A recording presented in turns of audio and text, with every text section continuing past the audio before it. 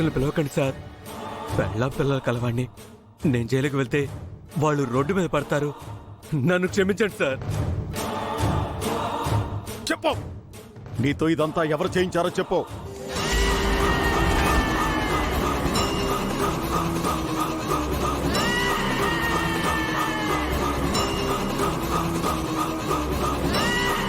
ఎవరు చేయించలేదు sir. Next time కూడా నేనే యూనియన్ లీడర్ అవ్వాలని, ఇలా చేస్తే వర్కర్స్కి హెల్ప్గా ఉన్నానని, ఎలక్షన్లో అందరూ నాకే ఓటు వేస్తారని ఇలా చేశాను, అంతే సార్.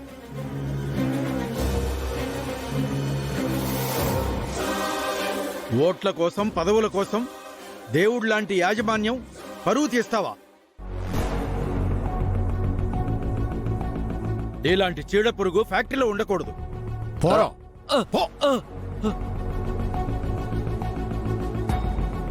అయ్యా, మా అందరి తరఫున నేను క్షమాపణ చెప్తున్నాను. మమ్మల్ని క్షమించండి అయ్యా. మీ గురించి నాకంతా తెలుసు. వెళ్ళండి. రేయ్, పదండ్రా, పనులు చూసుకుందాం. పదండి, నడు.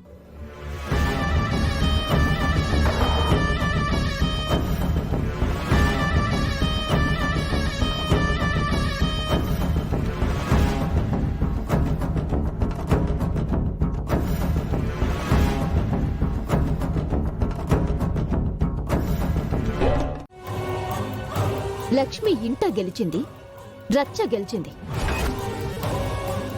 అటు ఇంట్లో జానును, ఇటు ఫ్యాక్టరీలో ప్రాబ్లం ని సాల్వ్ చేసింది. అది గెలిచినందుకు కాదు, నేను ఓడినందుకు సెలబ్రేట్ చేసుకుంటున్నాను. నా ఓటమిని సెలబ్రేట్ చేసుకుంటున్నాను. నీకెవైనా పిచ్చా? ఓడిపోయినందుకు ఎవరైనా సంబరాలు చేసుకుంటారా? నేను చేసుకుంటాను. ఎందుకంటే ప్రతిసారి ఆ లక్ష్మి చేతిలో నేను ఓడిపోతూనే ఉన్నాను. లక్ష్మి ఇంటి నుంచి వెళ్లిపోయినా ఆ ఒక్కసారే గెలిచాను. ఆ తర్వాత ఇప్పటి వరకు అది గెలుస్తుంది, నేను ఓడిపోతూనే ఉన్నాను. ఇక ముందు కూడా ఓడిపోతూనే ఉంటావు.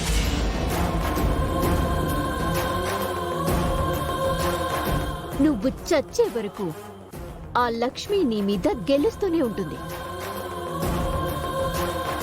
సరియో, నువ్వు పెద్ద ఎత్తున టపాసులు కొనిపెట్టుకోవటం బెటర్. ఎప్పటికీ నీకు మిత్ర దక్కడు. నువ్వు కొన్న టపాసులతోనే నీ చితి వెలుగుతుంది. చంపేస్తాను సరియు.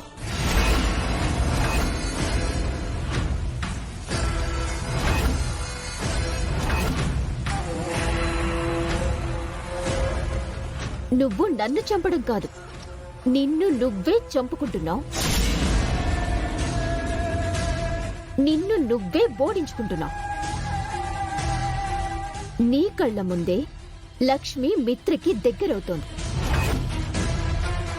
ఇక నువ్వు ఏమి చేయలేవు. ఏం మాట్లాడుతున్నావు సరియు? నీ థాట్స్ ఇలాగే ఉంటే నువ్వు ఓడిపోవడం, సూసైడ్ చేసుకోవడం ఖాయమని చెప్తున్నాను. ఏదో విభజించి పాలిస్తాను అన్నావు, అది ఏమైంది? ఆ అస్త్రాన్ని ఎక్కడ పెట్టావు? అది వాడాను. ఆ అస్త్రాన్ని నువ్వు వాడింది లక్ష్మి జానుల మీద, మిత్ర వివేక్ల మీద కాదు కదా.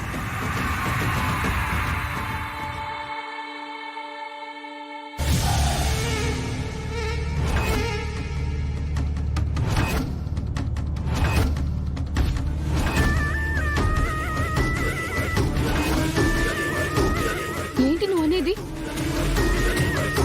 నువ్వు విడగొట్టాల్సింది లక్ష్మీ జానుని కాదు, మిత్ర వివేకుని.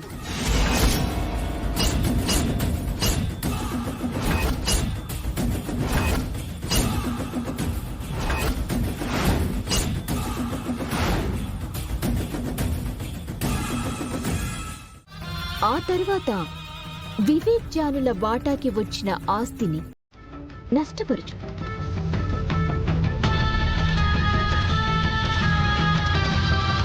వాళ్ళని వీధిన పడేలొచ్చి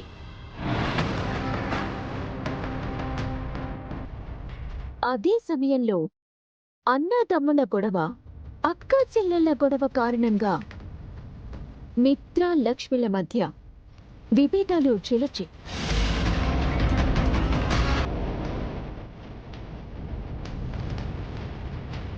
వాళ్ళు కూడా విడిపోతారు.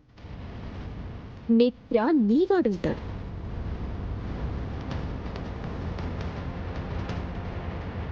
నువ్వు కోరుకున్నది జరిగి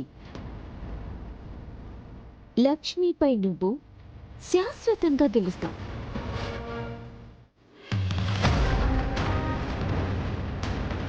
అప్పుడు చేసుకో దీపావళి.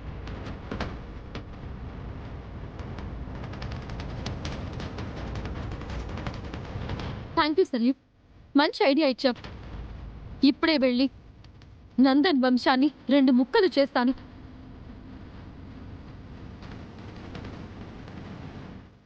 నందన ఫ్యామిలీని ముక్కలు చేయమని మనిషికి ఐడియా ఇచ్చారు కదా, దానివల్ల మీకు వచ్చే లాభం ఏంటి మేడం? పిచ్చిరాజు గారు, 2 పిల్లులు 1 కోతి రొట్టె కథ మీరు వినలేదా? ఆ కథలో 2 పిల్లులు 1 రొట్టె కోసం కొట్టుకొని ఆ రొట్టెని కోతి పాలు చేశాయి. అదే ఆ పిల్లులు కలిసుంటే రొట్టెని సమానంగా పంచుకొని తినేవి. మిత్ర వివేక్లు కలిసుంటే లక్కీ గ్రూప్ ఆఫ్ ఇండస్ట్రీస్ ఎప్పటికీ మనకి దక్కదు. అదే వాళ్ళు విడిపోతే ఆ కంపెనీ మన సొంతమవుతుంది. అర్థమైంది మేడం. ఆ 2 పిల్లలు మిత్ర వివేక్ అయితే ఆ రొట్టె లక్కీ గ్రూప్ ఆఫ్ ఇండస్ట్రీ. ఆ తెలివైన కొద్ది మీరు. సారీ మేడం, మీరు మనిషాకి ఇచ్చిన ఐడియా వెనక అంతరార్థం ఇప్పుడు అర్థమైంది. అయితే అతి త్వరలో నందన వంశం 2 ముక్కలవడం ఖాయం అన్నమాట.